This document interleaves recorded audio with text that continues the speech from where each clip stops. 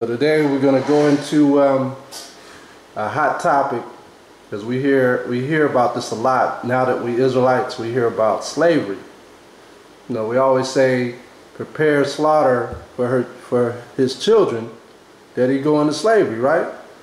So a lot of us don't quite understand that. A lot of us actually, it hits a nerve when that comes out, when they see other people getting confronted with it. For a lot of us, we get excited when we see that. You know, so we have to go into detail about this slavery, because slavery is like, it's like bam in your face when you hear slavery. All right, there's other words to use. You got servitude, you got captivity, you got other words for slavery. But slavery is like the white man's the devil. It's like bam in your face. So I wanted to go into this and show our people what the Bible is talking about when it talks about slavery. Okay, so first thing first, let's go to Colossians chapter 3 verse 17. And this is what we always start with. Colossians chapter 3 verse 17. And whatsoever we do in word or deed, do all by Hashem, Hamashiach, Yahweh Shai, giving thanks to the Abanawa, Yahweh, by him. So everything we do is in the Son, through the Son to the Father, who we praise. All praises to the Most High. Let's go to Genesis chapter 12. I want to go right to it. And I want to start off with the patriarch, who's Abraham. And we have to remember in Genesis chapter 1 and 2 that the Most High blessed Adam and Eve to be rulers over the whole earth. The whole earth was ours. But what we have to understand is during this time, things have changed because we're in captivity. So we're trying to get back to that rulership, trying to understand how to obtain that rulership. Can everyone hear me okay? Can you guys hear me okay? Yes. Okay, done. Yes. All right. So we're going to go ahead and read Genesis chapter 12, verse 1. It says, now the Most High has said unto Abram, get thee out of thy country and from thy kindred, meaning his family, and from thy father's house, unto a land that I will show you. And I will make of you a great nation, and I will bless you, and make thy name great, and thou shalt be a blessing. And I will bless them that bless you, and curse him that curseth you. And in thee shall all families of the earth be blessed. Okay? Because you got to remember, Israel is the Most High's firstborn. All other nations come after Israel. But the ones who are going to be blessed first is Israel. Okay? It says, and I will bless them that bless you, and curse him that curseth you. And in you shall all families of the earth be blessed. So Abram departed as the Most High had spoken unto him. And Lot went with him. Remember, Lot was of a different, his children became children of a different nation. Moab and Ammon. It says, and Abram was 75 years old when he departed out of his father's house, Haran. Okay, so we have to understand the Most High is going to bless the children of Israel, because out of Abraham came the patriarchs of Israel, 12 tribes of Israel. So when he said that he was going to bless all those that blessed us, that means that the people who are under us, they got blessed. Okay, the people who went against us, who were not under our umbrella, they did not get blessed. Okay, let's look at Exodus chapter 20.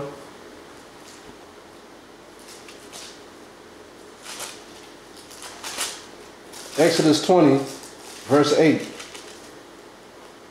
Remember the Sabbath day to keep it holy, which is today. Today is the seventh day. It says, 6 days shalt thou labor and do all thy work, but the seventh day is the Sabbath of the Most High. In it you shall not do any work, you, nor thy son, nor thy daughter, thy manservant. So he's talking about, we had slaves, we had servants. Okay, so it says, nor thy manservant, nor thy maidservant, nor thy cattle, nor thy stranger that is within thy gates. So anybody who's on your property, in your house, at your business establishment, okay, it says that they're all supposed to adhere to the command of the Most High, because this is something that the head of the house is keeping. So everybody should be doing it. Okay? For in 6 days the Most High made heaven and earth, the sea, and all that is in them. And in them is, and rested the 7th day. Wherefore the Most High blessed the Sabbath day and hallowed it. He separated that day from all days. That's what hallowed means. Honor thy father. So I'll stop right there. So it's basically telling you that we had servants and they followed the rules of Abraham, or of the rules of Israel. So it's the same way today. So that's why he says in Matthew, he talks about how he's going to put a father against mother, or a daughter against mother, or a brother against father. This is what he was talking about, to separate the sovereign of a family not keeping the ordinance of the father above. And up under our father, we have our brother who showed us the way. So we're all under the Hamashiach household, okay? So if our sisters, our brother, our wives, our children are not following that ordinance, they're going to be cut off. It's simple. I mean, you got brothers in Israel who got wives, you know, they have children, and you might have 3 children, only 2 are keeping it. It's like in my family. 2 of my children, they try their best to keep the laws. My oldest daughter, she don't even try unless I'm in the presence of her. Then she try to keep it. But if I'm not there, she don't try to keep it. But you know, that's why you just pray for her, or pray for that individual. But when they get, you know, out there on their own and they learning different things, all that stuff that you told them is going to come back to their memory. And hopefully they hit an epiphany where they want to change. So don't be too hard. Everyone. Kind. What was that scripture, Exodus? Exodus chapter 20, verse 8 through 11. So we have to understand, when we're teaching the children, they have to understand this information. Even if they don't want to do it, it's good to teach them, because a lot of times children, when they get to the age of understanding, a lot of times they go away from the Father's house and they want to do their thing. But 7, 8 years later, they might come into the truth. So we just have to always keep that in mind. Let's go to Revelation chapter 11, verse 2. Because when we brought this out, it said your manservant and your maidservant. So when Israel actually kept these rules, where were these servants? Were they all in the immediate household?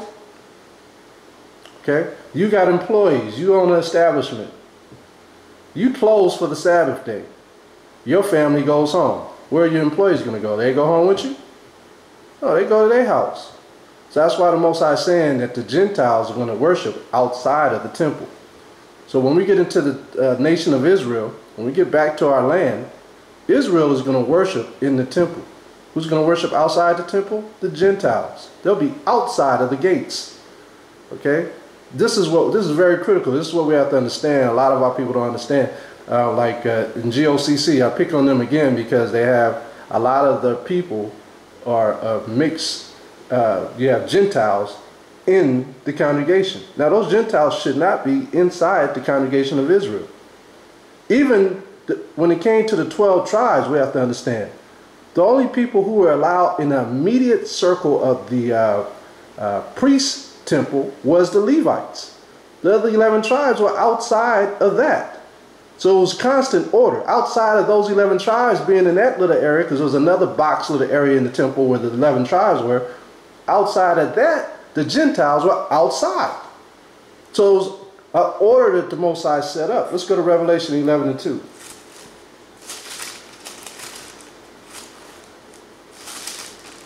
And all I'm doing is bringing precept upon precept so our brothers and sisters can see this. This is Revelation 11 and 2. And this is also a future prophecy. I read verse 1. It says, "And these were given me a reed like unto a rod. And the angel stood, saying, Rise, and measure the temple of the Most High, and the altar, and them that worship therein. meaning inside, therein. But the court which is without the temple, leave out. He said, don't measure that court that's outside of the temple. He said, and measure it not, for it is given unto the Gentiles. So the Gentiles are supposed to be where? Outside of the temple. They're not supposed to be inside with the children of Israel worshiping.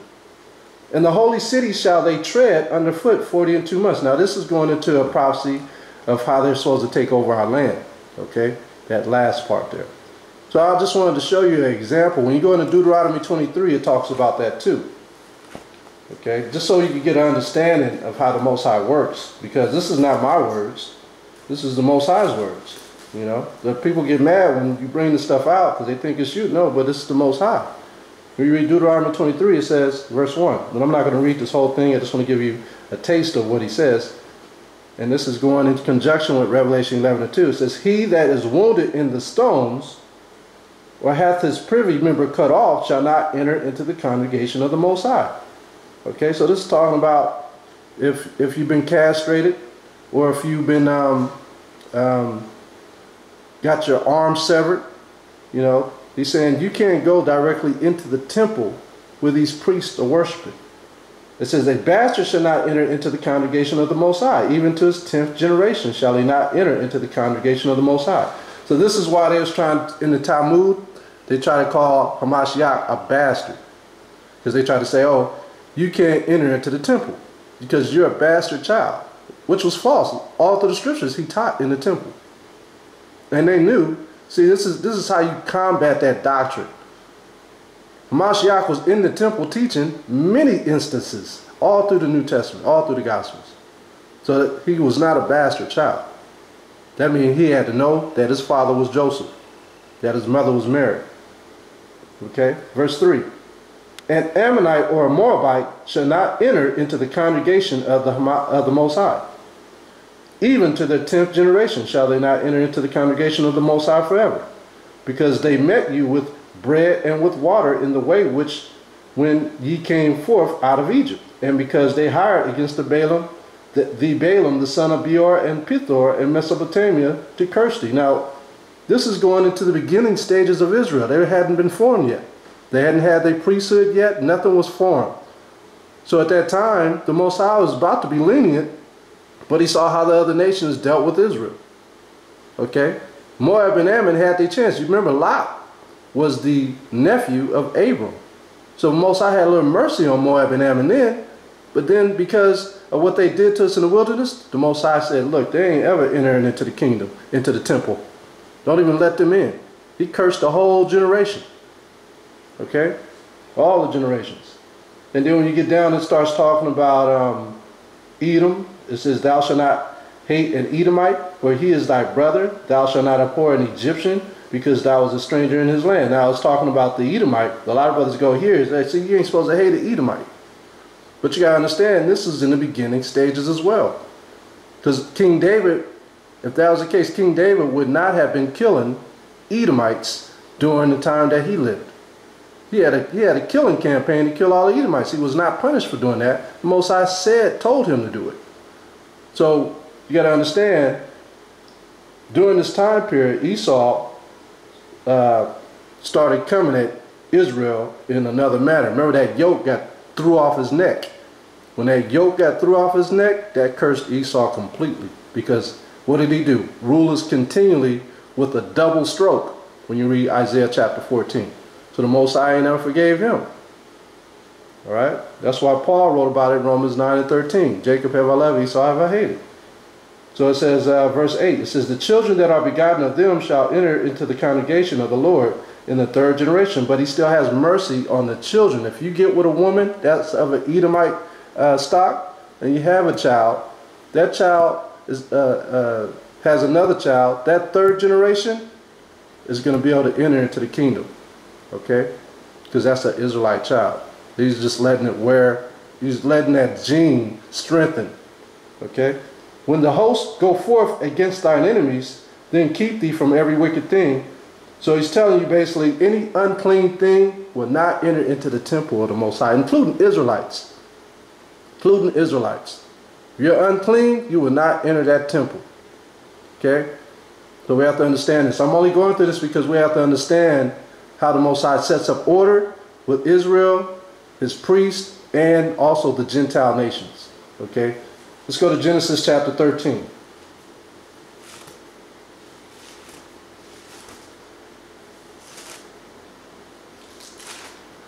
Genesis chapter 13, verse 1. And Abram went up out of Egypt, and he and his wife, and all that he had, and Lot with him, Lot, the father of the Moab Ammonites, into the south. And Abram was very rich in cattle, in silver, and in gold. So he had all of these things. Abram was rich. Where did he get this stuff from? He got it from Egypt. So did he get servants when he left Egypt? Absolutely. He received servants when he left his father's house, Haran. He took servants with him. But when he went into Egypt and left, he also was blessed with more servants. Let's go to Genesis 16 and 1. So I hope you're following along. We're going to talk about the servants that he got from Egypt. This is Genesis 16 and 1. Now Sarai, Abram's wife, bare him no children, and she had a handmaid. Who was Sarai? The mother of Isaac. Abraham, Isaac, and Jacob. Sarai was the mother of Isaac. Okay? At this time, she couldn't have children. It says, now Sarai, Abram's wife, bare him no children, and she had a handmaid, an Egyptian, whose name was Hagar. So here's the Egyptian woman that was one of the servants out of Egypt that was given to Abram. So he had a slave. Was she mad because she was in slavery? No. See, this is what we have to understand when it comes to slavery. And I'm going to go into it. You know, because people think slavery is a very awful thing, but we have to understand we're in slavery today. The lives that we live in, working every day, going to school, it's a form of slavery. Okay? Let me show you in Webster's dictionary. Let me show you, because slavery is being employed. Okay? I'm going to look up the word employee. This is the definition for employee in the Webster's New World Dictionary. Okay? It says, employee, a person employed by another for wages or salary. Okay? So it's telling you what it is. Look at employable. I'm going to look up the word employable. It says physically and mentally fit to be hired for work. Now, if you got a slave, would you get somebody that was handicapped, that was a quadriplegic? No. They didn't, when they had quadriplegics in slavery, guess what? They didn't work. They looked forward to their family to take care of them who were in slavery. Okay? But the quadriplegic, either they killed them off or they just fed them and took care of them. So you have to understand what slavery is. It's a form of being employed. You have to be physically and mentally fit in order to work. You know, that's why they got some people who get disabilities from their jobs. You know, they're able to retire or whatever and get a disability.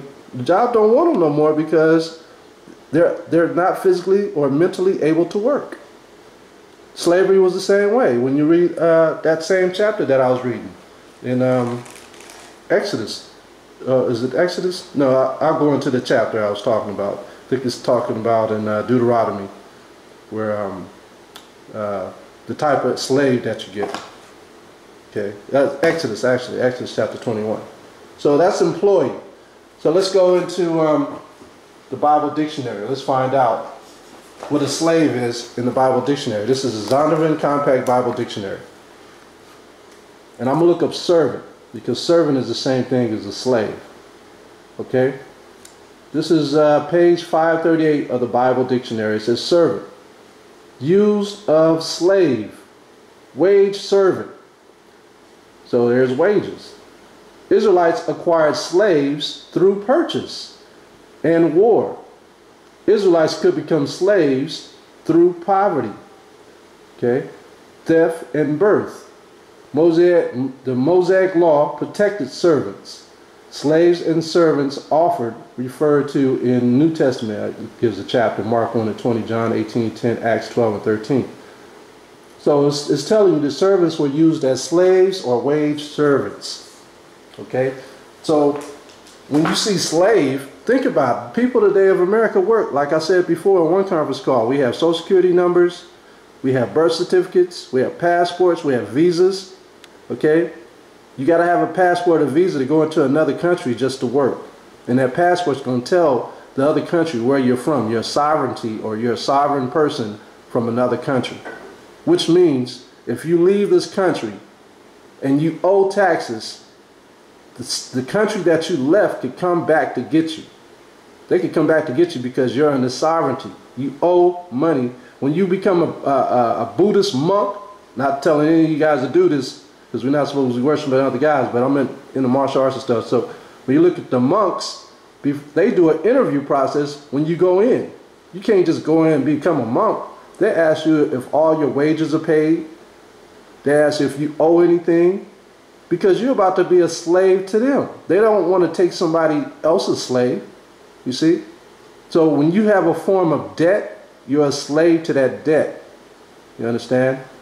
So there's different forms of slavery, but all of which are a form of servitude. Okay? So we have to understand what slavery is, and it's all the same. It's not different. It's all the same. Okay? You not pay your PG&E bill, your lights will get cut off, and you will get fined, and they might even put a lien on your house so they could take you to jail so you can serve your judgment in jail. That's a form of slavery too. Okay? So there's different forms, but it's all the same topic. It's all the same heading. Slavery. Okay? So let's go to Genesis 16:1. I read verse 2. And Sarai said unto Abram, Behold, now the Most High hath restrained me from bearing. I pray thee go in unto my maid. It may be that I may obtain children by her. And Abram hearkened to the voice of Sarai, his wife. So she's saying, look, because I can't have children, I'm going to give you my servant, my slave, to have a child with. Okay? Read verse 3. It says, And Sarai, Abram's wife, took Hagar, her maid, her slave, the Egyptian, after Abram had dwelt 10 years in the land of Canaan, and gave her to her husband Abram to be his what? His wife. So was she his wife during a form of sexual acts? Yes, that was his wife. When a man laid down with a woman, she became his wife. Okay? So I'm going to explain something a little further when we go into this about how the servants became wives, but were they really a wife? Okay, so I'm going to show you through the scriptures. Okay, let's go to Genesis 18:7. Genesis chapter 18, verse 7.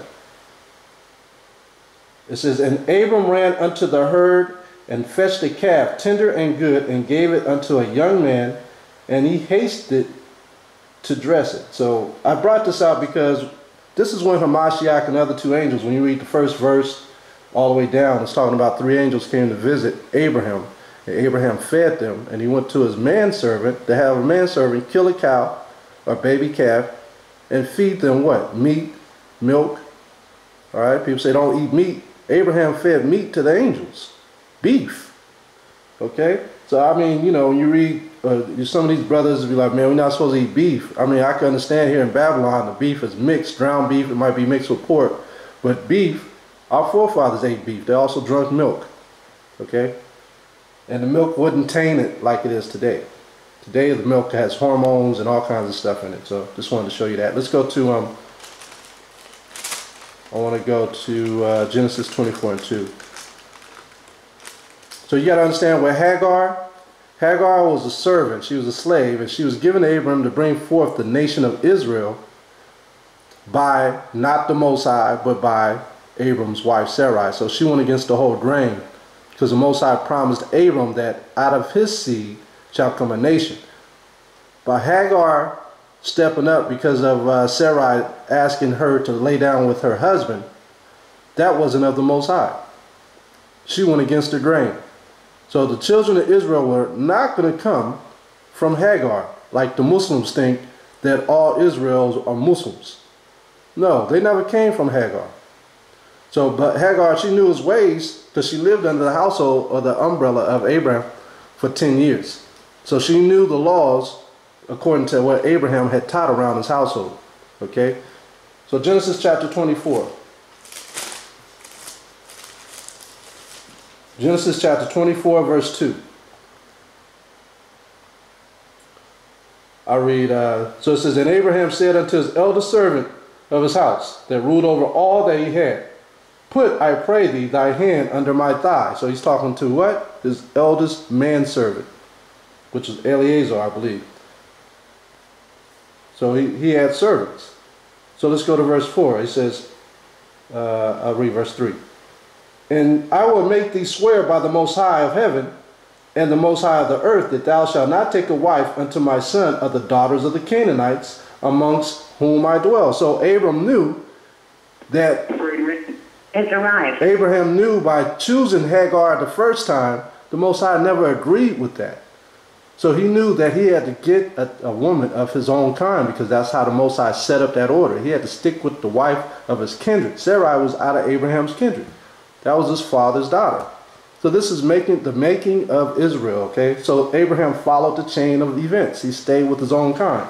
So when he sent the servant out to find a wife for his son Isaac, he sent them amongst Abraham's kindred, amongst his families, and not amongst the Canaanites. Okay? Look at verse 4. But thou shalt go into my country, and to my kindred, and take a wife unto my son Isaac. So he married a woman of his stock. And the servant said unto him, perhaps the woman will not be willing to follow me into this land. Must I needs bring thy son again into the land from whence thou camest? And Abraham said unto him, beware thou, that thou bring not my son hither again. The Most High of heaven, which took me from my father's house and from the land of my kindred, and which spoke unto me, and that swore unto me, saying, unto thy seed will I give this land. He shall send his angel before thee, and thou shalt take a wife unto my son from thence. Okay, so this woman had to come from Abraham's kindred, not a woman of Canaan, like Esau married a Canaanite. Okay, so we have to understand this. The Most High set this order up. Let's go to Tobit chapter. That's why Isaac was adamant that Esau not marry a Canaanite woman, even though he was a Hebrew child, but he was rebellious as hell. Isaac remembered the decree that his father told him. Look, I'm going to get you a wife from your kindred. Okay? Let's go to Tobit chapter 6.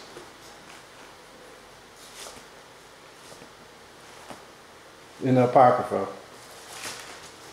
Shoot.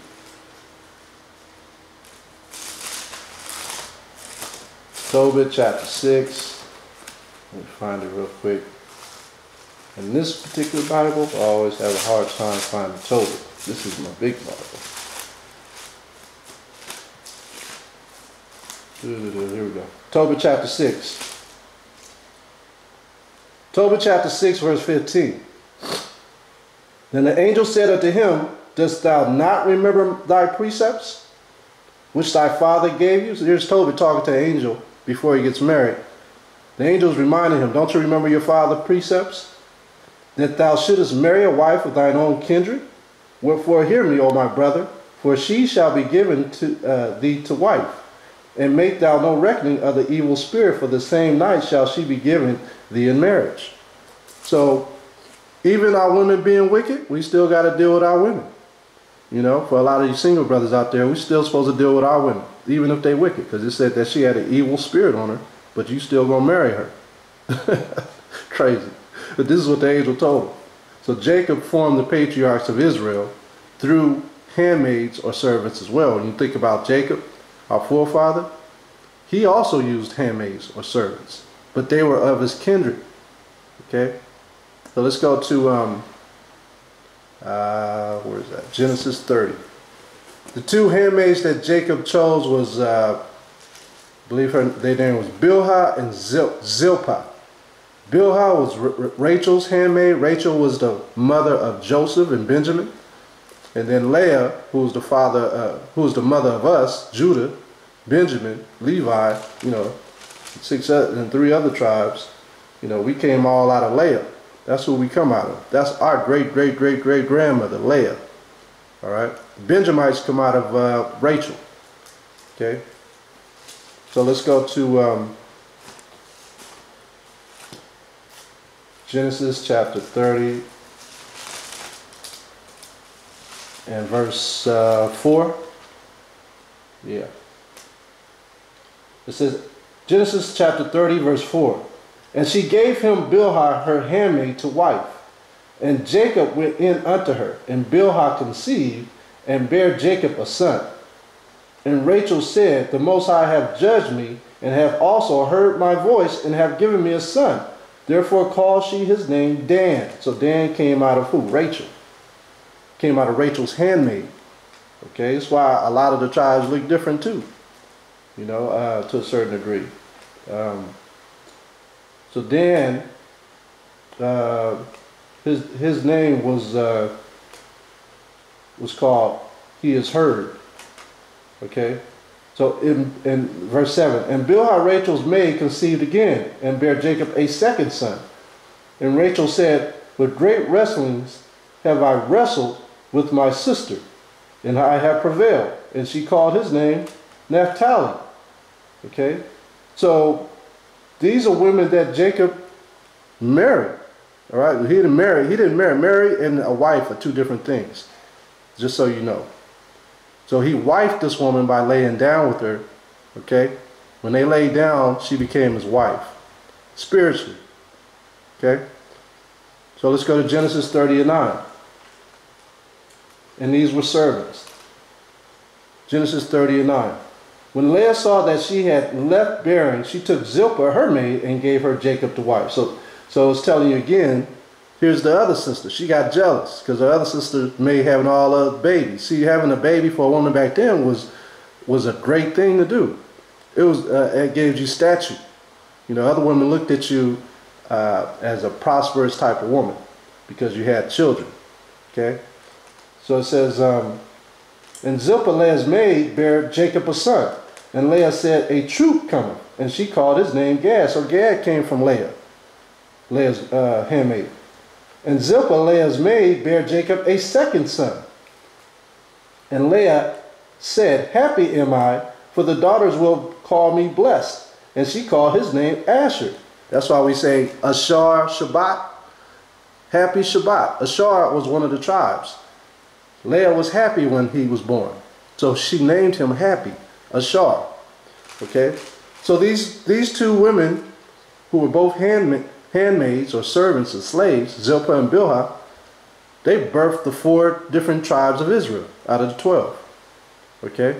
So we got to understand this. Now, I brought that out to show you this. If they were called wives, we're gonna speed forward to Genesis 32 and 22. They went from handmaids or slaves to wives. Okay, so let's look at this. Because you got to think about slavery. When we were in slavery, did not the so-called white man lay down with our women in slavery? Did he not already have his wife in the house, in the big house? But he was sleeping with the slave women in their shacks. Right? So did he wife those slave women? Yeah, he did wife them because he had sex with them. But was he married to them? No, he got up and went right back into that house. The big house. Right? Genesis 32 and 22. Look at this.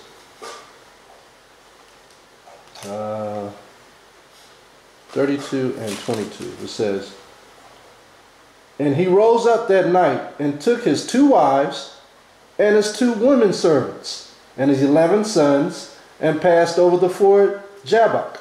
So here, even though it called them wives, it's calling them what again? Women servants. So they were still considered servants. They were still considered slaves. Those 2 women, Bilhah and Zilpah, that he had the 4 tribes of Israel from. Okay? So we have to understand how the Most High has the stuff written down. When you lay down with a woman, yes, she is your wife, but you're not married to her. Okay? And by the covenants, we are married to our kindred. It says, and he rose up that night and took his 2 wives. Now, in this day and age, we living in this kingdom. That woman that you were living with, yeah, you married to her because on paper, you are in debt. You better not divorce that woman. If you do, you're going to have to pay a handsome fee. All right? But to prepare yourself for the kingdom to come. That's why Paul said, live as though you're not married. You know? Be married to the truth. You have to understand. That's why I said, come out of her. When he said in Revelation chapter 18, come out of her, my people, he was talking spiritually and also physically. Okay? So prepare your mind first, spiritually. Okay? You might outlive, if you married a Gentile woman, or you sisters are married a Gentile man, Most High may allow you to outlive your Gentile woman or your Gentile man. You never know. You never know how the Most High got it set up. He knows your heart. He knows if you're keeping the law, statutes, commandments, he knows what you desire to do. Okay? But right now, you got children. You have to take care of those children. You have to treat that significant other like your significant other. It's simple. It's not hard. Okay? But as far as going into the temple, that significant other cannot come into the temple to worship. That's just plain. It's just how it is. Okay, so let's look at everything goes back to its natural state. You know, when we go into the kingdom, everything is going back to the natural state. There's nothing that I or you or anyone else could do about it. You know, we have to go along with the Most High. Whatever he says, we have to follow. It's not our will, it's his will. Okay? Genesis 21, verse 1. And the Most High visited Sarai as he had said, and the Most High did unto Sarai as he had spoken. But I say this to you guys, stepping away. Now that you're in the truth, you cannot turn around and marry somebody of a Gentile nation. It's too late. You already know the truth. Had you not been in the truth, it could have happened, and you would have been forgiven. But now you know the truth. You can't just willfully do it. You know? So Genesis chapter 21 and 1. And the Most High visited Sarai as he said, and the Most High did unto Sarai as he had spoken. For Sarai conceived and bare Abram a son in his old age, at the set time of which the Most High had spoken to him. And Abram called the name of a son that was born unto him, whom Sarai bare to him, Isaac. And Abram circumcised his son. Circumcised his son Isaac, being 8 days old, as the Most High commanded him. And Abram was 100 years old when his son Isaac was born unto him. And Sarai said, the Most High made me laugh, so that all that hear him will laugh with me. So with this, we have to understand how the Most High kept his promise to Abram that he used his wife. You know? Has arrived. This is very important. So we have to be careful also what we say. You know, this is not the case for us. We broke the law which unleashed the curses and destructions. You know, but we have to be careful. Some of the things that we say, you know, like, what did I want? Exodus, I wanted Exodus 21. Let me explain something to you.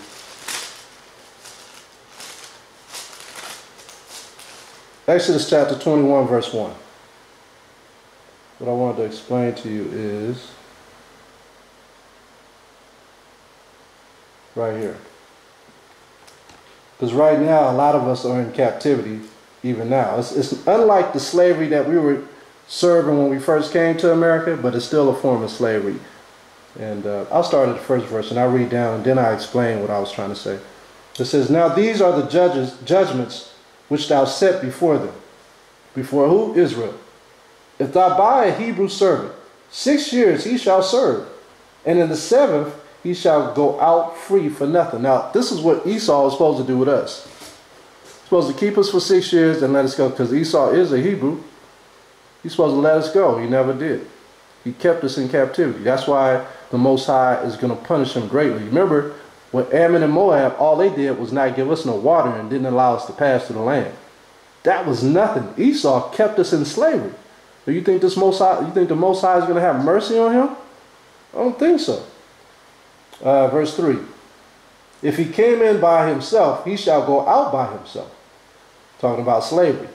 If he were married, then his wife shall go out with him. See? This is if you were married, your wife will go with you. It says, if his master have given him a wife, he shall have borne him sons or daughters. The wife and her children shall be her masters, and she shall go out by himself. He shall go out by himself. Why is he saying this? When you look at slavery, even in Egypt, Joseph had got married to Egyptian women. Right? Joseph had Ephraim and Manasseh. Did they leave slavery? Remember, the Pharaoh gave Joseph his wife. They never left. So when Joseph actually died, his bones was preserved, embalmed, his body was embalmed. That's why the children of Israel took only Joseph out of that land. They only took his bones into the new found land, because he also advised that they take his bones.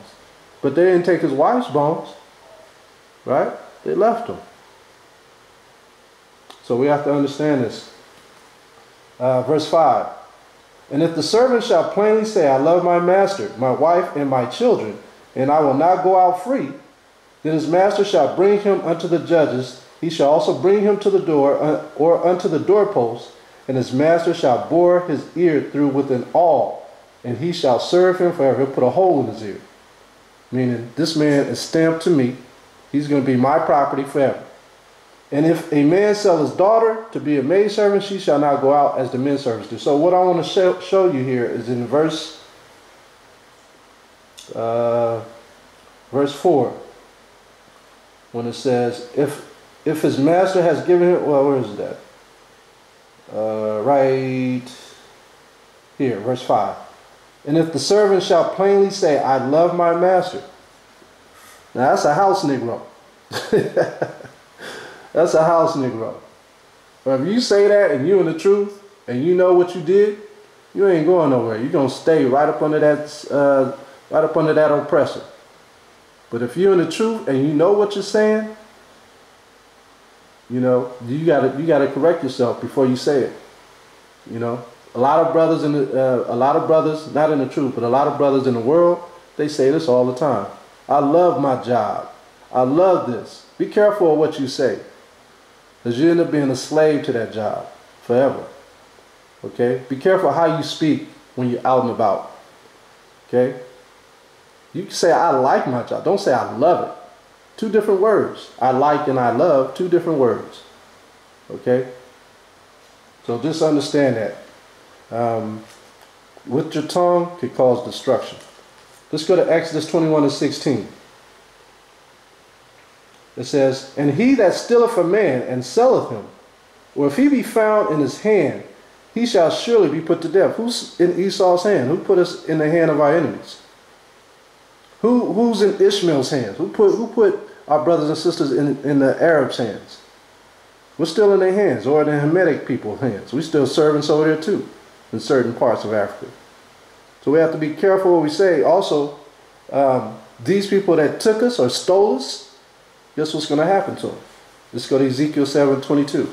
Because right now, if the Hamashiach came back right now, most of the Most High's children are still in the hand of the ones who stole us. Remember that verse where it says that a man should only be in captivity 6 years? Esau started reading the Bible and said, man, we got to let these slaves go. But what did he do? He let us go, but then he turned around and employed us. You see, just like you do the credit cards, you got bad credit, you turn around, you got 7 years of bad credit, and then right at that 6th year, what does he do? Turn around and sell it to another creditor. Then you owe debt to another creditor for 7 more years. Esau is doing the same stuff that he did back then. He let us go, but he kept us here. We went right back on the plantation to work. Just like today. We still working for Esau. It's just a form of debt. We still in slavery. Okay? This is what we have to understand. Let's go to Ezekiel 7:22. That's the cold part. It's so subliminal. It's so mental that we can't even outthink the mental. You know? Esau, he has thought this thing out hundreds and hundreds of years ahead. What was that? The Willie Lynch syndrome. They really thought that thing out. This is Ezekiel 7:22. Ezekiel chapter 7 verse 22. My face will I turn also from them, and they shall pollute my secret place. For the robbers shall enter into it and defile it. The robbers did. They robbed us. Verse 23. Make a chain, for the land is full of bloody crimes. The city is full of violence. Every city across America is full of bloody violence, even though peace of Esau is supposed to be there, even though democracy is supposed to be there. It's full of bloody violence. Verse 24, wherefore I will bring the worst of the heathen, and they shall possess their houses. I will also make the pomp of the strong to cease, and their holy places shall be defiled. Destruction cometh, and they shall seek peace, and there shall be none. So he's telling you right here, this is who we're in captive to right now, the Edomites. That goes right into Deuteronomy 28 and 48, how ancient people are going to come and take us into captivity away from the land of our forefathers. Deuteronomy 28 and 48, that's what it's talking about. Let's see if our forefathers stole after a war. Because that's what the Bible dictionary says. Say you became a slave after war, right? But let's see what our forefathers did. Let's go to Genesis 14 and 22. Let's see how our forefathers dealt with slavery.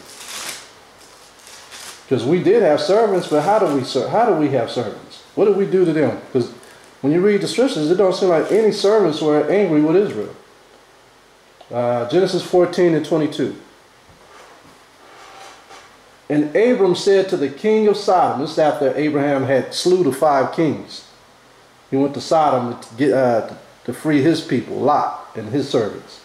This is verse 22. And Abram said to the king of Sodom, I have lifted up my hand unto the Most High thy power, the possessor of heaven and earth, that I will not take from a thread even to a shoe latch, and that I will not take anything that is yours, lest thou shouldest say, I have made Abram rich. So here Abraham saying, I don't want nothing from you.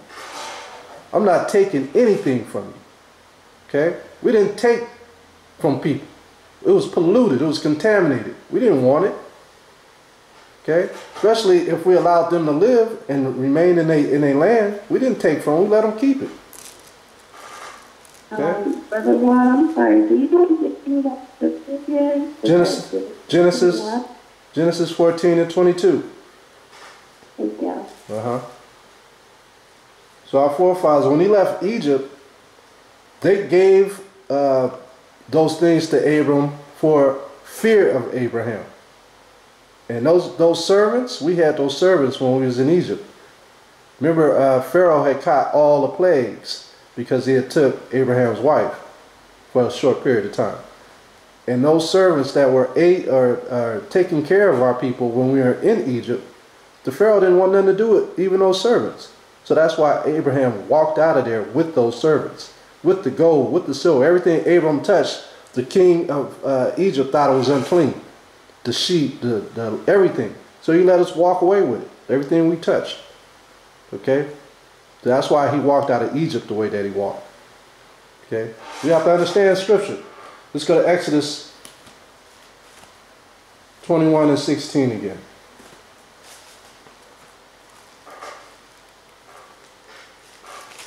Exodus chapter 21 and 16.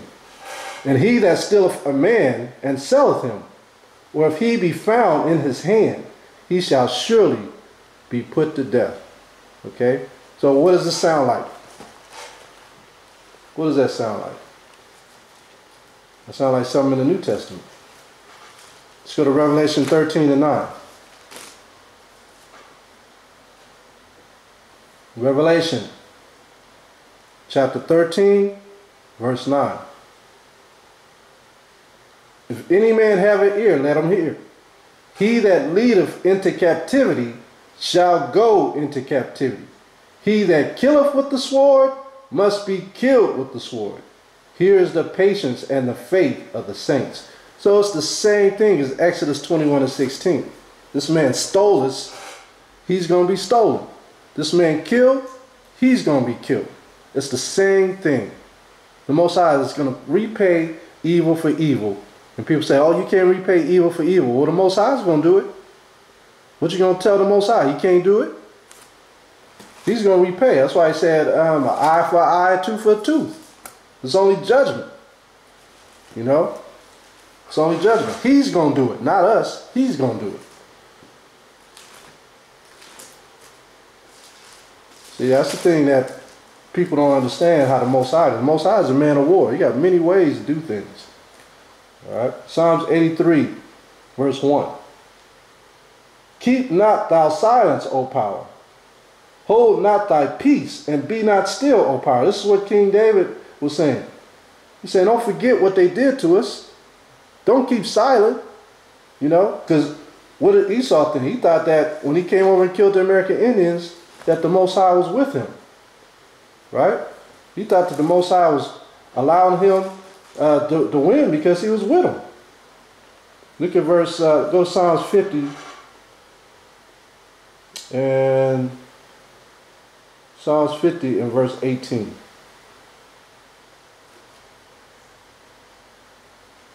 Verse 21.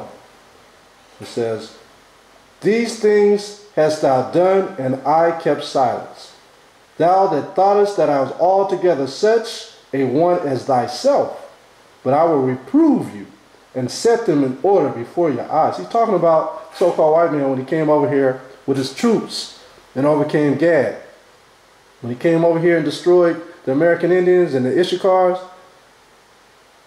the troops thought that the Most High was with them because he allowed them to win. Okay? But he said, I was never with you. You thought that I was like you, and I ain't like you. All right? That's what it means. Go back to Psalms 83 and 1. That's why King David said, don't sit quiet. It says, keep not thy silence, O power. Hold not thy peace, and be not still, O power. For lo, thine enemies make a tumult, and they that hate you have lifted up thy head. They have taken crafty counsel against thy peoples, and consulted against thy hidden ones. Who are the hidden ones? Israel is the hidden ones right now. No one knows who we are. They have said, come and let us cut them off from being a nation, which they did. They did do that. That the name of Israel may be no more in remembrance. People be saying, oh, Israel's over there. No, the Most High said we're not going to be in remembrance until I bring the 12 tribes of Israel back together, like Voltron. He's going to bring us back like Voltron. Verse 5. For they have consulted together with one consent. They are confederate against thee. Look at our enemies. The tabernacle of Edom.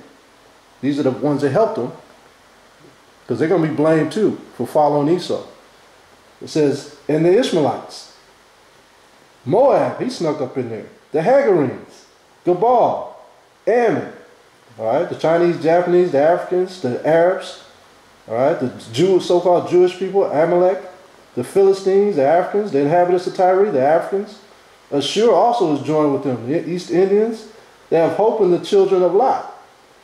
Do unto them as unto the Midianites, as to the Sisera, as to Jaban, at the brook of Kison, which perished at Andor. They became as dung for the earth. Make their nobles like Oreb, like Zeeb. Yet all the princes as Zeba, and as Zalmunna, who said, let us take to ourselves the houses of the Most High in possession. O my power, make them like a wheel, as the stubble before the wind. So the Most High is going to persecute them. He's going to persecute them by bringing the tempest. Everything that they did to us, the Most High is going to bring that sword back on them. So we have to understand how the Most High is going to work. So we were taken against our will. These other nations are going to beg us to take them into captivity. See, this is the difference. The other nations to become slaves in our kingdom, they're going to beg us. We're not going to have to chase them like Esau had to chase us. Okay? You ever see like an old cat or old mangy dog come around your house or whatever, begging for something to eat? Don't feed. Your parents should say, don't feed that dog or cat. It's going to keep coming back. That's how the other nations are going to be. They're going to keep coming back. They ain't going to leave you. They're going to stay with you. That's how Eleazar was with Abraham. He was out there in the wilderness. Abraham saved him. And he stayed. He became Abraham's best servant. Okay? So we have to understand that the other nations are going to be the same way. Look at Zechariah 8:22. So slavery, captivity, servitude, it's not going to be the way everybody thinks it's going to be. They're going to beg us to come into our presence. It's not going to be like, you know, you hear it, brothers talk about it in the streets, but they, you know, they don't go into detail how. They just talk about the harshness of it. Because it is going to be harsh for a lot of people. But for you Israelites, you guys need to know the whole understanding of how these people are going to go into captivity. This is Zechariah chapter 8, verse 22. It says, yea, Many people and strong nations shall come to seek the Most High of hosts in Jerusalem. How many? It says many. They're going to come looking for us. And to pray before the Most High. Thus saith the power of hosts, in those days it shall come to pass that 10 men shall take hold out of all languages of the nations, even shall take hold of the skirt of him that is a Jew, saying, we will go with you, for we have heard that the Most High is with you. They're going to beg to follow us. Okay? Look at Matthew 15 and 24. See, we have to understand how the Most High works. Everything, you got to remember, he said that the blessings will overtake you. Like the curses over, he said the blessings going to overtake us too. Meaning, we ain't going to have to hunt for nothing. We're going to be overshadowed. We're not going to be able to handle the amount of blessings coming our way. Jewelry, gold, silver, people. You know, he said, ask for the heathen, and I shall give them to you. He said, just ask. I'm going to give them to you. Matthew 15, 24. Matthew 15, verse 24. But he answered and said, I am not sent. I'll go up to the top part. Verse 21. Then Yahushua went thence and departed into the coast of Tyre and Sidon, which are African nations. And behold, a woman of Canaan came out of the same coast. Now, this woman of Canaan was actually by nation, she was a Greek. She was a Syrophoenician Greek. The same story is in Mark chapter 16. Okay? And behold, a woman of, she just lived in the land of Canaan. So you get some understanding. And behold, a woman of Canaan came out of the same coast and cried unto him, saying, have mercy on me, O power, thou son of David. My daughter is grievously vexed with a devil. But he answered her not a word. And his disciples came and besought him, saying, send her away, for she cried after us. So this woman was begging. She came begging after the 12 tribes of Israel. That's how the other nations are going to do to us. They're going to beg. You sisters, you guys ain't going to know how to act having service up in the yard. I can see it now. Boy, that's going to, the women going to wish they had got up under the, under the black woman. Boy, this is going to be beautiful though. It's going to be a beautiful thing. So this woman cried after the 12 tribes of Israel because Yahushua didn't answer her. He didn't answer for what reason? He was trying to show the 12 tribes or the 12 disciples how the nations are going to come from afar and beg to them to get to the Hamashiach. He was training not just the disciples, he was training her too. Go through the disciples before. You can't come to me. The disciples have to come back to me. That's why it says, but he answered not a word, and his disciples came and besought him, saying, send her away, for she cried after us. She wasn't crying after Hamashiach, she started crying after the disciples. But he answered and said, I am not sent but unto the lost sheep of the house of Israel. So he's straightening her out again. Look, I was only sent to the house of Israel. But because you went, you cried to them, and they came back to me, I'm going to heal you. I'm going to heal your daughter, and she's going to walk. So she followed protocol. Okay? You have to understand, within each verse is packed a lot of information. Let's go to Obadiah chapter 1, verse 18.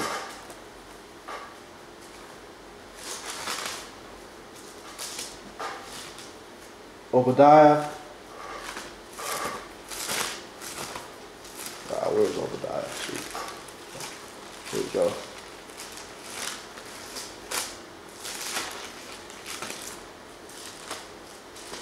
Obadiah chapter 1, verse 18. And the house of Jacob shall be a fire, and the house of Joseph a flame, and the house of Esau for stubble. And they shall kindle in them and devour them. And there shall not be any remaining in the house of Esau. For the Most High have spoken it. And why is he picking on Esau? He's picking on Esau because Esau is going to be the end of the world. You got to always remember that. Esau is going to be the end of the world. So he has to destroy the Idumean kingdom. The Edomite kingdom. Verse 19. And they of the south shall possess the mount of Esau, and they of the plain, the Philistines, and they shall possess the fields of Ephraim, and the fields of Samaria, and Benjamin shall possess Gilead. And the captivity of this host of the children of Israel shall possess that of the Canaanites, even unto Zarephath, and the captivity of Jerusalem, which is Sepharad. This is where you get the Sapharian Jews, all right? So-called Sapharian Jews, they want to be Sepharad, shall possess the city of the south. And saviors shall come up on Mount Zion to judge the mount of Esau. Who are the saviors? All 12 tribes of Israel. And the kingdom shall be the Most High. So we all going to judge the house of Esau. See? But the Most High is showing you, even in the Old Testament, he's going to judge the house of Esau. He's telling you about a future prophecy because it ain't happened yet. When you read Isaiah 14:21, it says, prepare slaughter for his children. So it's going to be a time that's going to happen. Let's go to Jeremiah 16 and 18. Because a lot of them are not going to want to be right. He said all of them are not going to be right. This is Jeremiah 16. Jeremiah 16 and 18. It says, and first I will recompense their iniquity and their sin double, because they have defiled my land. They have filled mine inheritance with the carcass of the detestable and abominable things. So he said double he's going to repay this man. O power, my strength and my fortress and my refuge in the day of affliction, the Gentiles shall come unto thee from the ends of the earth and shall say, surely our fathers have inherited lies, vanity, and things wherein there is no profit. Shall a man make the Most High unto himself, and they are no gods? Yeah, none of them people are gods. The Most High called Israel gods, with little gods under the big God. Okay? Therefore, behold, I will this once cause them to know. I will cause them to know mine hand and my might, and they shall know that my name is the Most High. He said, this once, I'm going to let them know by destruction. Okay? Let's go to Isaiah 49 and 22. So now I'm about to show you how we're about to go back into the land and receive our crown.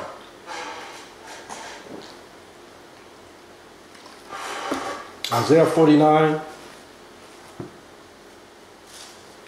Because captivity, when you talk to a lot of Americans, even Barack Obama made fun of slavery in the Bible. He says, how can you believe in a Bible that had people in slavery?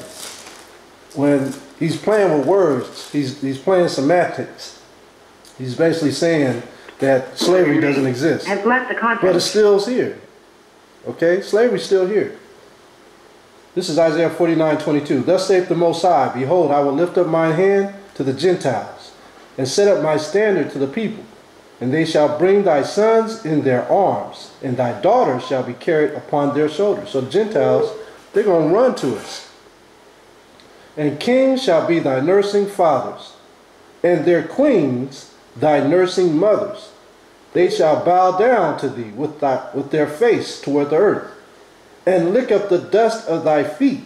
And thou shalt know that I am the power, for they shall not be ashamed that wait for me. So he's telling you, all these kings of the earth, they're going to come to us with their heads bowed. They're going to follow the children of Israel. Okay? Can you brothers and sisters hear me out there? Yes. Okay, come. Verse 24. So all these people are going to bow down with their face to the earth. This is what you see sometimes on YouTube. Sometimes you see brothers jumping the gun, having people bow down to them. All right? That ain't going to work, because as soon as they get back up, they're going to go right back and rule over us. They ain't going to work till we leave here. Okay? This is verse 24. Shall the prey be taken from the mighty, or the lawful captive delivered? But thus saith the power, even the captives of the mighty shall be taken away, and the prey of the terrible shall be delivered. For I will contend with him that contendeth with thee, and I will save thy children. And I will feed them that oppress thee with their own flesh. Who is this? He's going to feed who with their own flesh? Talking about all the oppressors that took us into captivity. He's going to melt them. He's going to destroy them. And they shall be drunken with their own blood, as with sweet wine. And all flesh shall know that I, the power, am the Savior, and the has Redeemer, arrived. the mighty one of Jacob. So he's showing you, look, all these people that got us in captivity, they're going to suffer the way that their forefathers brought us over here and killed our people. They're going to suffer behind what they did. Worse. Worse. Let's go to Isaiah 14. Let's see what I want. Let's go to Isaiah 14 and 1. So anybody that says that, you know, with Christians, they don't think we going back to Jerusalem. They think that's already been fulfilled in 1948. That was one of the biggest hoax. You know, all it did was think that for our people, now they see that Israel's in that land, they think that Hamashiach is coming back and the kingdom of the Most High is coming on the earth, giving us those new bodies. We're not getting those new bodies yet. That's after we served 1,000 years in the kingdom. And Hamashiach has to teach us. We don't know nothing. How are we going to go into the Most High's kingdom? We don't know nothing. We got to be taught for 1,000 years. That's why he's got to come back to redeem us from this place. I guarantee you, he is not going to let brothers and sisters go back up into the Most High's kingdom smoking weed with these mind frames. Brothers still going to be wanting McDonald's and Burger King. They ain't even came out of that yet. Domino's Pizza, you know. Flame jumpers. They going to want all that food. Man, they ain't getting that in the kingdom. So we got to get our minds right. We got to prepare for Hamashiach coming back to redeem us like we were redeemed in Egypt, went into the wilderness and went back into the land of Jerusalem. That's what's coming. Okay, so let's go to Isaiah 60 and 14. So like I said, that's just a hoax that happened in 1948 when the Khazars went back into Jerusalem, or the converts. Isaiah 60 and 14. The sons also, what did I say? Isaiah 14 and 1 first, right? Let's get that first. Isaiah chapter 14, verse 1. For the Most High will have mercy on Jacob, and will yet choose Israel, and set them in their own land. See? And the strangers shall be joined with them, and they shall cleave to the house of Jacob. These are going to be our servants. And the people shall take them and bring them to their place. And the house of Israel shall possess them in the land of the Most High. You see any servants over there in Israel today? For servants and handmaids, and they shall take them captives, whose captives they were, and they shall rule over their oppressors. And it shall come to pass in the day that the Most High shall give thee rest from thy sorrow. Are we still in sorrow? When you read Revelation 2 and 9, he says, I know thy works and thy tribulation and thy sorrow, but thou art rich, right? Talking about us. We're not living during the time of peace for us. This is day that the Most High shall give thee rest from thy sorrow and from thy fear and from thy hard bondage wherein thou was made to serve. We're the ones that serve in hard bondage. Those people ain't never served hard bondage. Never. We fit the prophecies to a T. It says that thou shalt take up this proverb against the king of Babylon and say, how hath the oppressor ceased? The golden city ceased. What's the golden city? What is the golden city? The golden city is all this exports and imports. Also, I mean, when you really look at it, if you was up in an airplane at nighttime, flying over the world, what would you see down below? You see lights, golden lights, all over, right? You fly over Los Angeles or New York or London, all you see is lights when you're looking down in a plane. A lot of us ain't never been in a plane, but in a plane, that's what you see, lights, golden lights. He says, how has a golden city ceased? Right? That's Babylon. See? I mean, Most High, he's poetic at this. Let's read verse 6. The Most High broken the staff of the wicked and the scepter of the rulers. He who smite the people in wrath with a continual stroke. That's what Esau's doing. With a continual stroke. They had us in slavery. They let us go, put us back in slavery. With a continual stroke. They talk bad about us. You know, they call us black, African American. They call us all kinds of names. Not to mention what they call us when they're in the house by themselves. They talk bad about us. I mean, CNN, Fox News, They love talking about us or starting stuff up with us. What are we doing? They say it's only 12% blacks in the whole United States. 12%. It's probably 13.6 now. That was 20 years ago they came out with that statistics.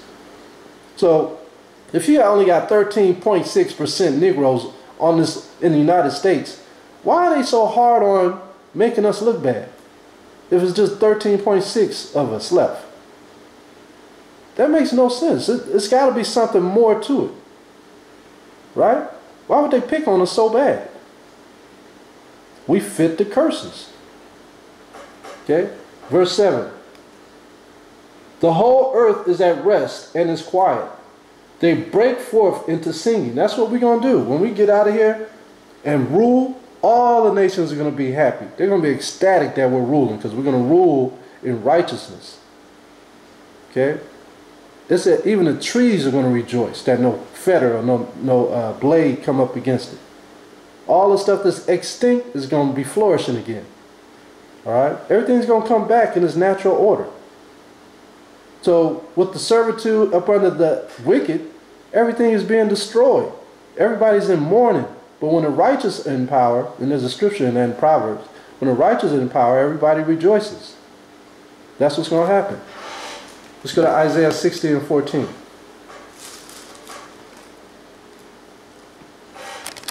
Isaiah chapter 60, verse 14. Isaiah chapter 60, verse 14.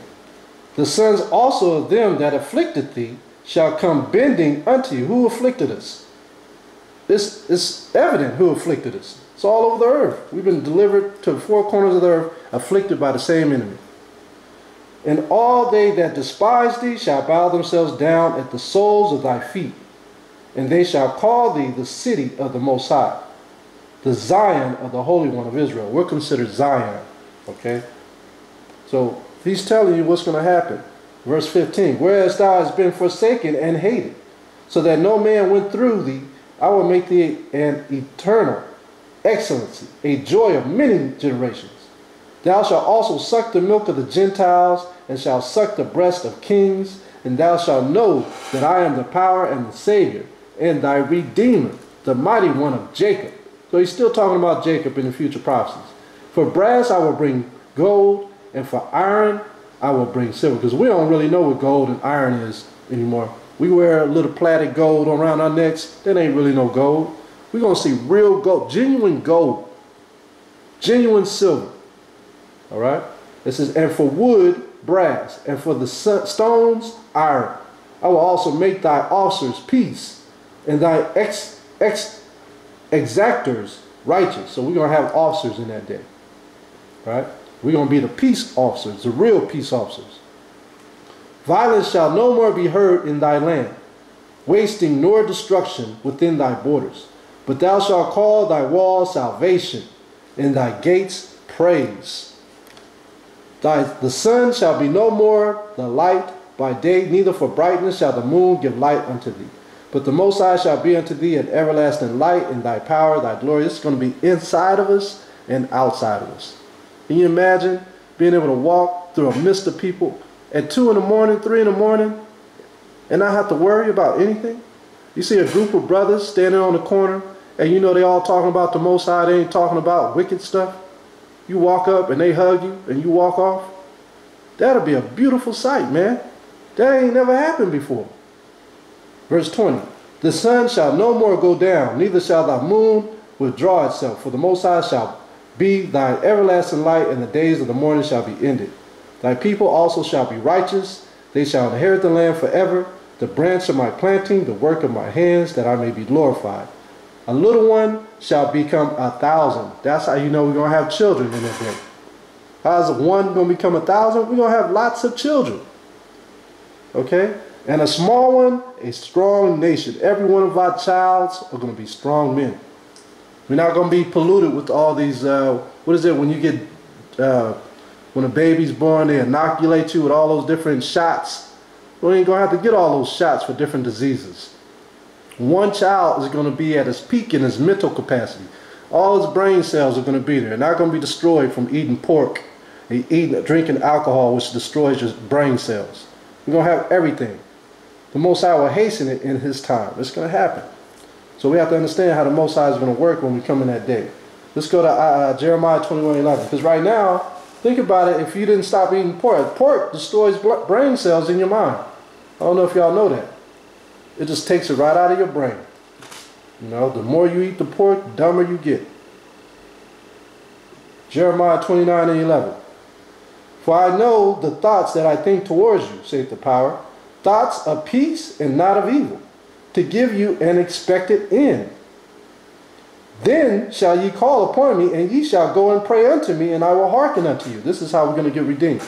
And ye shall seek me and find me when ye shall search for me with all your heart, and I will be found of you, saith the power. And I will turn away your captivity, and I will gather you from all the nations, and from all the places whither I have driven you, saith the power, and I will bring you again into the place whence I caused you to be carried away captive, because you have said, the Most High have raised us up prophets in Babylon. How do you know that this is Babylon? How do we know this? How do we know that this is the new Babylon? See, what you have to understand is, during the days of Genesis, when the earth was created, when Noah had his 3 sons, Shem, Ham, and Japheth, Nimrod built a tower. Where was that tower at? In Babel. That was the first Babylon. So there was 3 Babylons. Each Babylon means confusion. Babel meant confusion. Confusion of language, because that's where the Most High sent his angel down to confuse the languages. So that was the first Babylon. So this Babylon that came around 612 BC, I think it was 26th dynasty or whatever. So this Babylon that came around that we're reading about, that was during the time after Israel had got destroyed. That was the fall of Jerusalem and the fall of Ephraim or Samaria. All right, fall of Judah. So, you know, when this happened, the new Babylon came into existence. And Babylon had conquered all the land. So now you got another confusion of languages. And they ruled about 70 years. So how do we know that we're living in this new Babylon?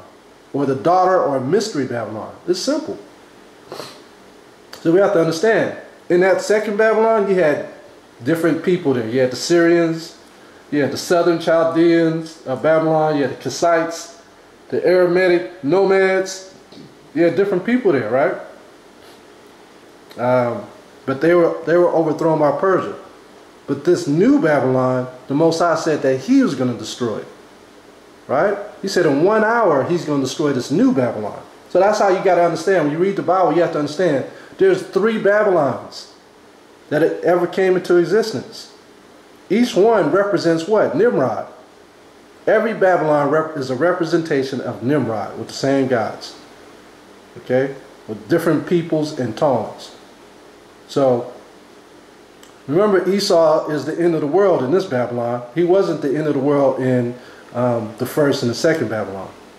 So, let's go to Psalms 137:7. We're almost finished here.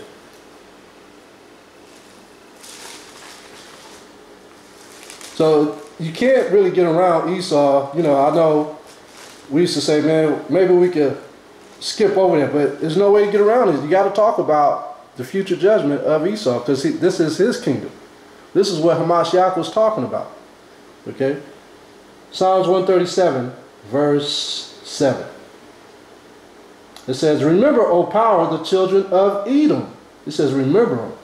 In the day of Jerusalem, who said, raise it, even to the foundation thereof. This is when we first went into Babylon. They were talking bad about us then.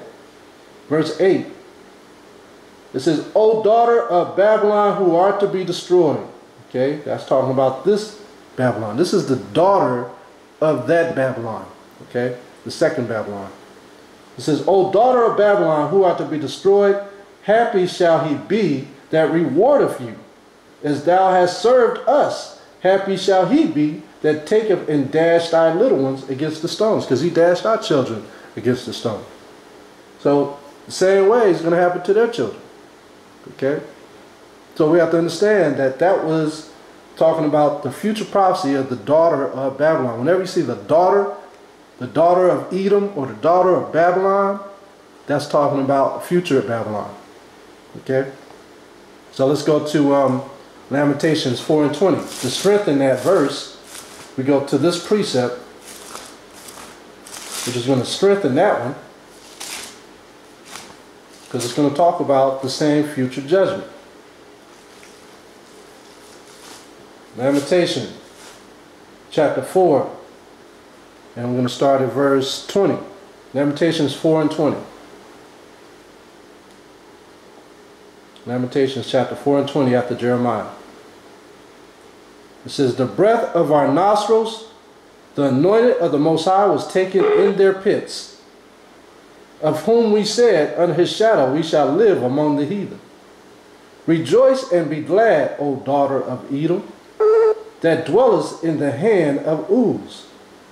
The cup also shall pass through unto thee. Okay, so we know that the cup represents what? The idolatry, the abominations. Okay, and when you see Uz, that's the capital of Edom, or Basra. Wherever you see those names, that's where Edom is. Wherever Edom is, Basra, Uz is here. Okay, because he said we were taken into the pits. Right? We live amongst the heathen. The shadow was the shadow of what? America. The shadow of the daughter of Babylon. Okay? So it says, thou shalt be drunken and shalt be made, or make thyself naked. Edom is naked right now because she has no laws, no statutes, commandments of the Most High. The punishment of thine iniquity is accomplished, O daughter of Zion. Meaning we served our judgment. We're at the end. He will no more carry thee away into captivity. He will visit thine iniquity, O daughter of Edom. He will discover thy sins. So Esau is about to be paid. This kingdom of Esau is about to get paid. About to get paid judgment.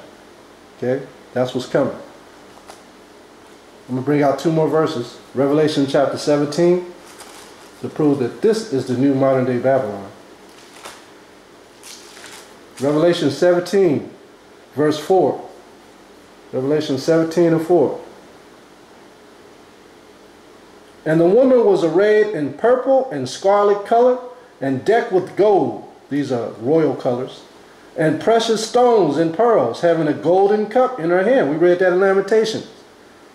Did he not say that Edom had a cup? Okay. And pearls, and having a golden cup in her hand, full of what? Abominations and filthiness of her fornication. Who is she fornicating with? You know, fornication means you go from this person to that person to this person, that person to this person. That's how America is. Every country has their hand in America. Every single one. The cultures are all, I mean, you could drive through some cities and you see little, especially in Oakland, for example, you got little China, you got little Mexico, you got little Taiwan. You used to have little African American section. That's gone. You don't see that in any city now, you know. But every city has a culture from these other countries or these other nations in it. Okay, that's why it says the abomination and filthiness of her fornications. And upon her forehead was a name written, Mystery Babylon, the Great, the mother of harlots. Now it says Mystery Babylon, the Great. What was Alexander the Greek's name? Alexander the Great. It says the great mother of harlots and abominations of the earth. Was not Alexander the Great in the book of Maccabees abomination?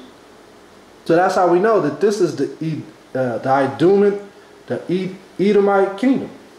This is the Mystery Babylon. This is the daughter of Edom, the daughter of Babylon. And I saw the woman drunken with the blood of the saints and with the blood of the martyrs of Hamashiach. That's another key. Okay? Because in the first and second Babylon, they didn't have drunken the blood of the martyrs of Hamashiach. We're the martyrs of Hamashiach. We follow the ways of the Most High through Hamashiach Yahushua. Okay? That's how you know it's talking about now. And when I saw her, I wondered with great admiration. And because during this time when he got this revelation through the angel of the Most High, he had never seen the martyrs of Hamashiach. He didn't see that then. John, he was on the island of Patmos. How could he see that? Okay? These are the martyrs of Hamashiach. These are the saints. And the angel said unto me, Wherefore didst thou marvel? I will tell thee the mystery of the woman and of the beast that carrieth her, which hath the 7 heads and 10 horns. Who are the 7 heads and 10 horns? The 7 heads is Greece, Rome, Spain, France, Russia, Germany, and Great Britain. They all came out of Greece. They came out of Rome. All right? These all came out of Babylon. This is the seven horns and the 10 heads, which came out of EU and the NATO. All right? Which is the European Union. That's going on now. All right? So verse 8, the beast that thou sawest was and is not and shall ascend out of the bottomless pit. Another clue. Bottomless pit is Europe. Okay? Nothing comes out of that area. There's nothing good that comes out of Europe. Resources, mineral rights, none of that stuff come out of Europe. It says, and go into perdition, and they that dwell on the earth shall wonder. Perdition is the man of sin. It says, whose names were not written in the book of life from the foundation of the world. All these people are going to wonder who was written in the book of life. Why? Because they've been taught Christianity, Buddhism, Islam. They're not going to know who's going to be written in the book of life, because they don't know what's right from wrong. They don't know their right hand from their left hand. They don't know the word of God. The word of the Most High is keeping his law, statutes, and commandments. But they're not going to see it. It's not going to be publicized or broadcast on TV. Okay? When they behold the beast that was and is not and yet is. Okay? Verse 9. And here's the mind which hath wisdom. The 7 heads are 7 mountains on which the woman sitteth. So this woman is sitting on top of Greece, Rome, Spain, Russia, France, Germany, and Great Britain. They get their money from us. Remember when the pensions were going out in Greece? Who did they call to get their pensions? Barack Obama. He went over there and helped them. Rome, Spain, France, Russia, they all come to the U.S. for everything. Okay? Let's go to Revelation 18. We're going to read 1 to 4. And we're going to close it out. Revelation 18 and 1. And after these things I saw another angel come down from heaven, having great power, and the earth was lighted with his glory. And he cried mightily with a strong voice, saying, Babylon the Great is fallen, and has become the habitation of devils, and the hold of every foul beast, foul spirit, and the cage of every unclean and hateful bird.